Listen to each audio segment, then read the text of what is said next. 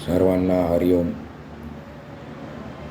आज आपण मनाचे श्लोकातील श्लोक क्रमांक 194चा अभ्यास करणार आहोत. हा 194वा श्लोक असा आहे.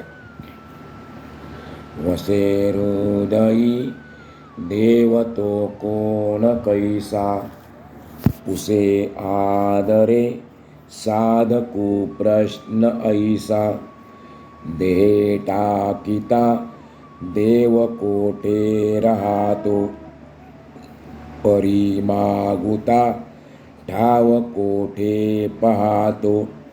आपण श्लोक पुन्हा एकदा ऐकूया.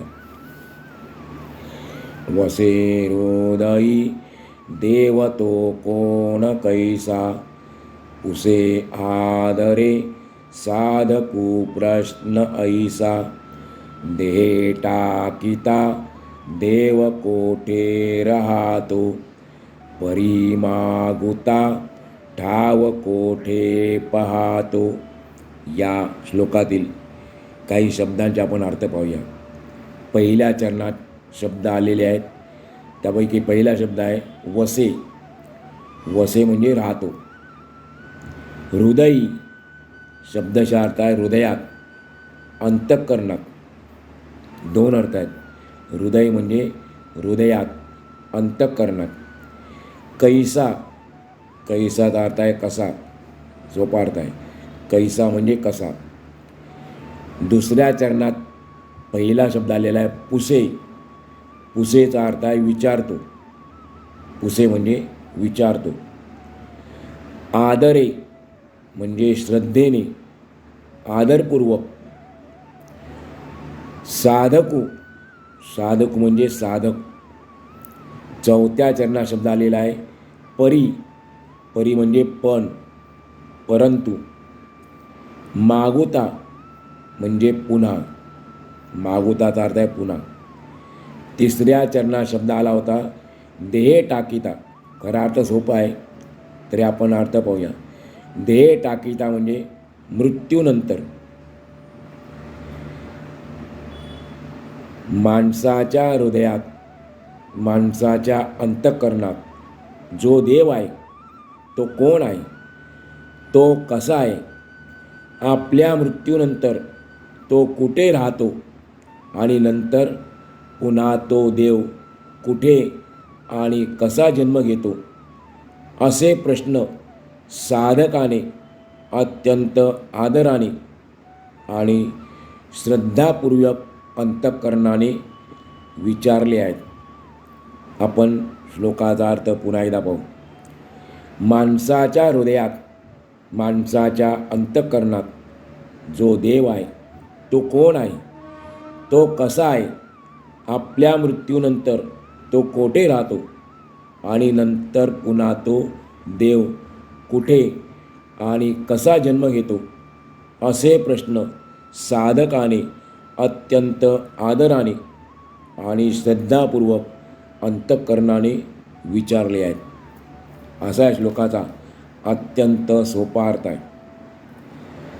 परमार्थाच्या मार्गावर निष्ठेने वाटचाल करणारा, मनोभावे परमार्थाची साधना करणारा साधक आपल्या सद्गुरूंकडे गेला आणि त्याने अतिशय जिज्ञासू वृत्तीने, जाणून घ्यायच्या भावनेने, अत्यंत कळकळीने, तळमळून, श्रद्धायुक्त अंतःकरणाने, आदरपूर्वक आपल्यासारख्या सामान्य व्यक्तीला पडणारे काही प्रश्न विचारलेले आहेत.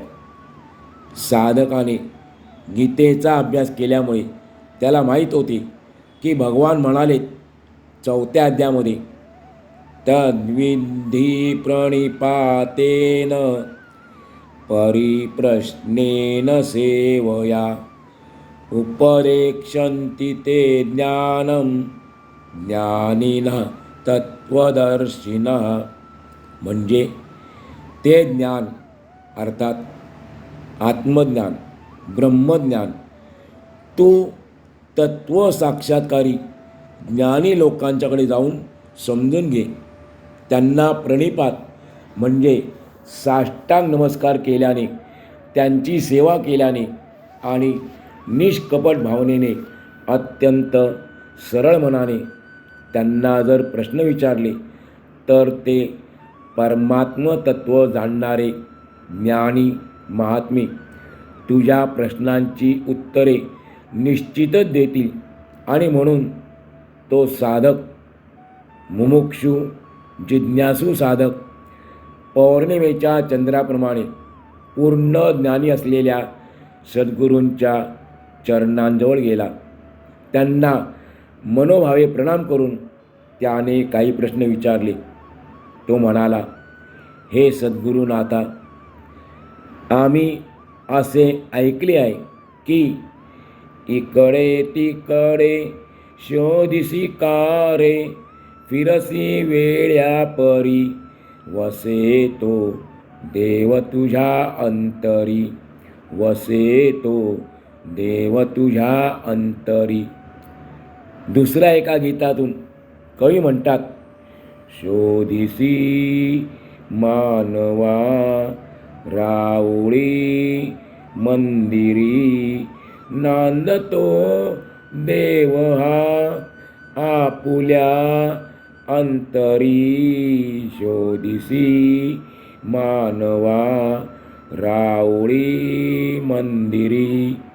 आणि त्याशिवाय हे सद्गुरू राया, प्रत्यक्ष भगवान श्रीकृष्ण अर्जुनाला गीतेच्या 18व्या अध्यायातील 61व्या श्लोकातून सांगतात, ईश्वर सर्वभूतानां हृद्देशेऽर्जुन तिष्ठति. म्हणजे हे अर्जुना, ईश्वरच सर्व प्राण्यांच्या हृदयात राहिलेला आहे.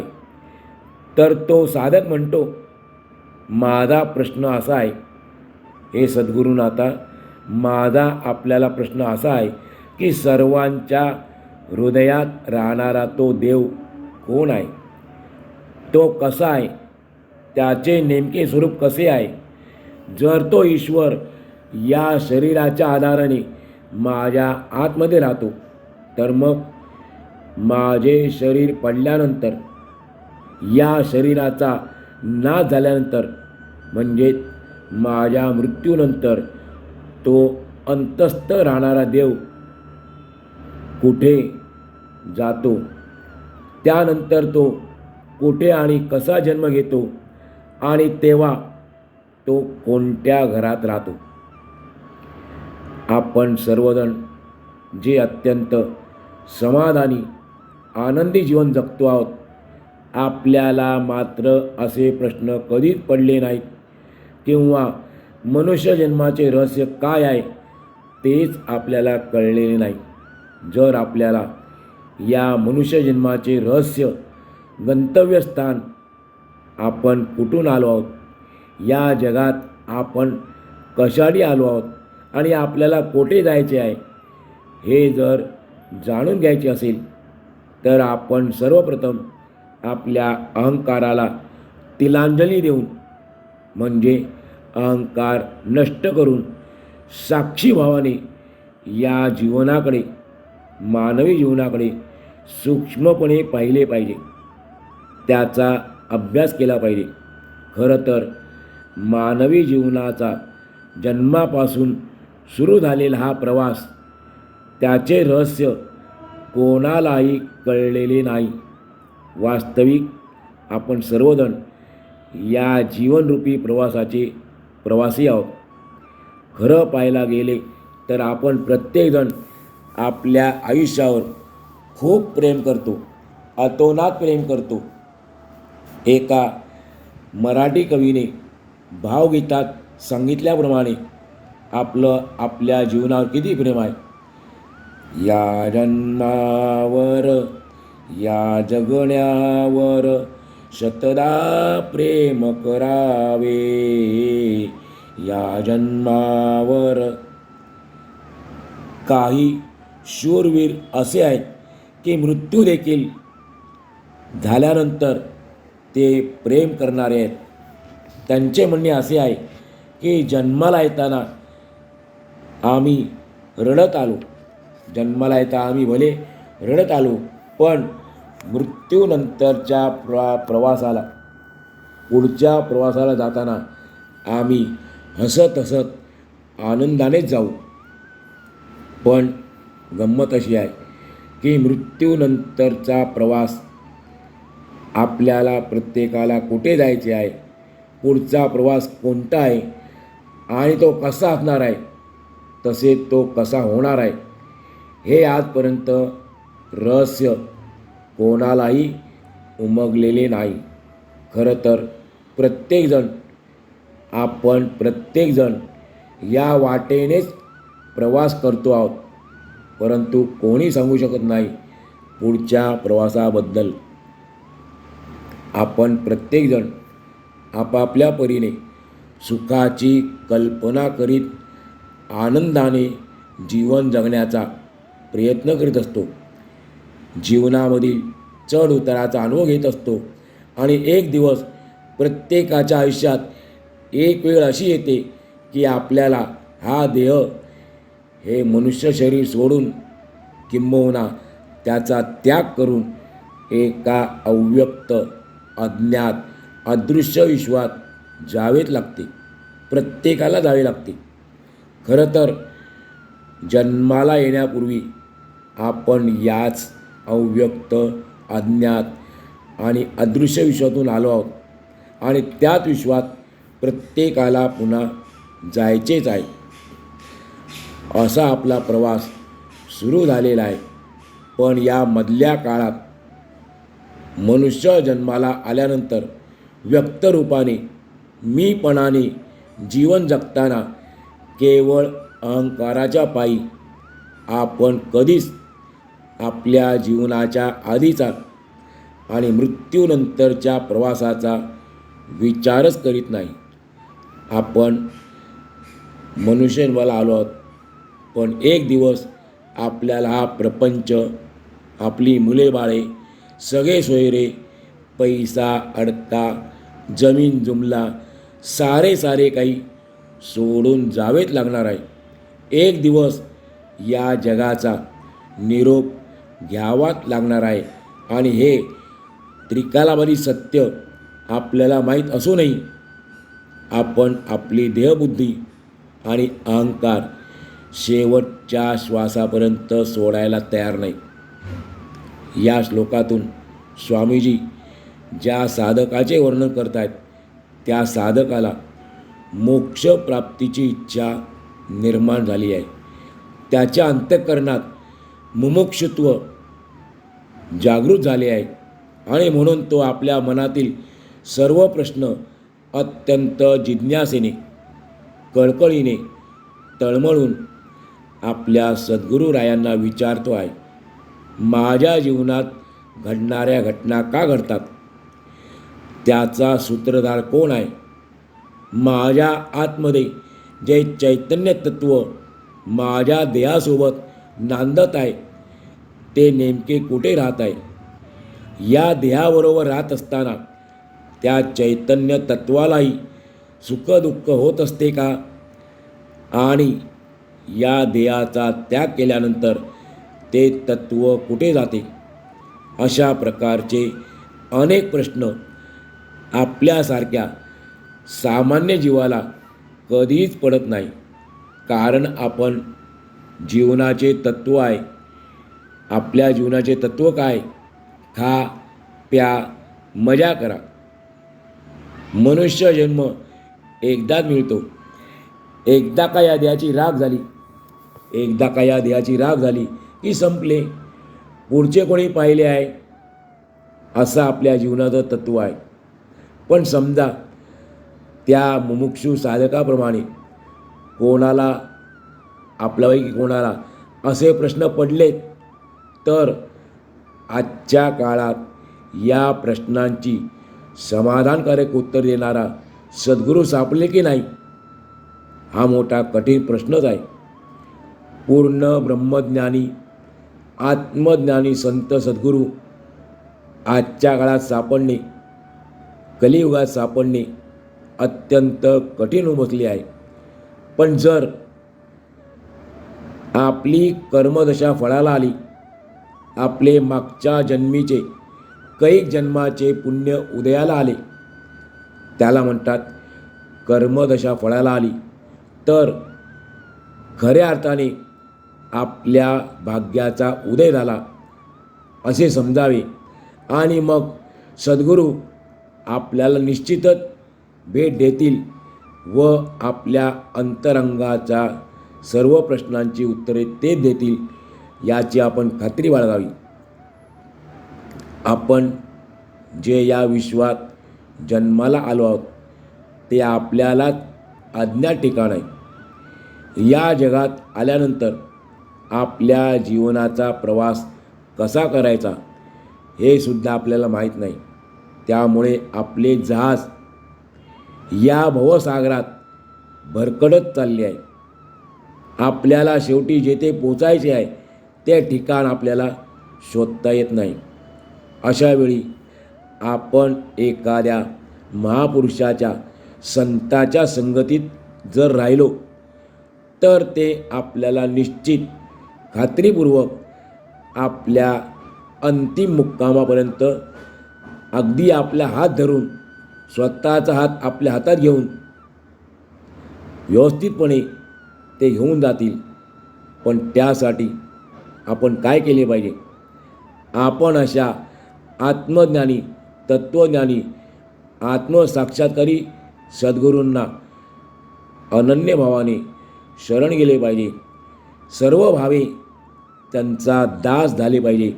कारण तेची माझे हित करीती सकळ असं जगद्गुरू तुकोबा म्हणतात.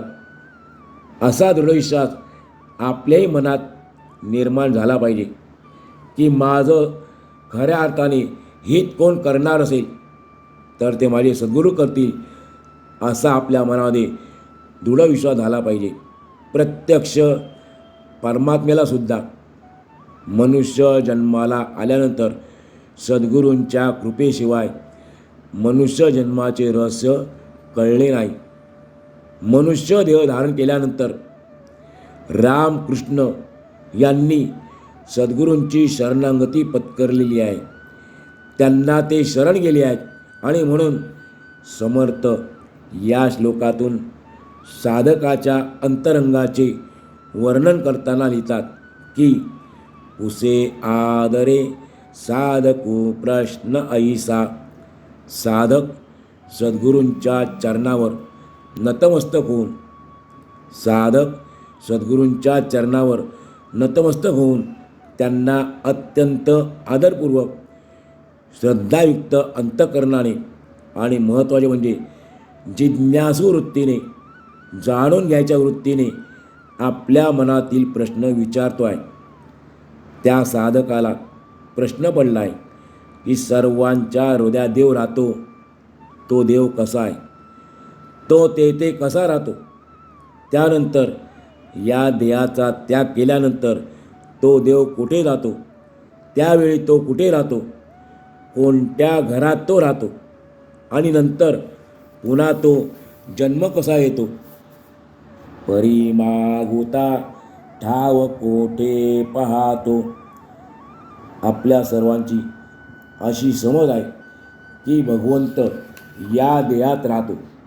आपल्या सर्वांची ही समज आहे. किंबहुना प्रत्येकाच्या हृदयात तो राहतो.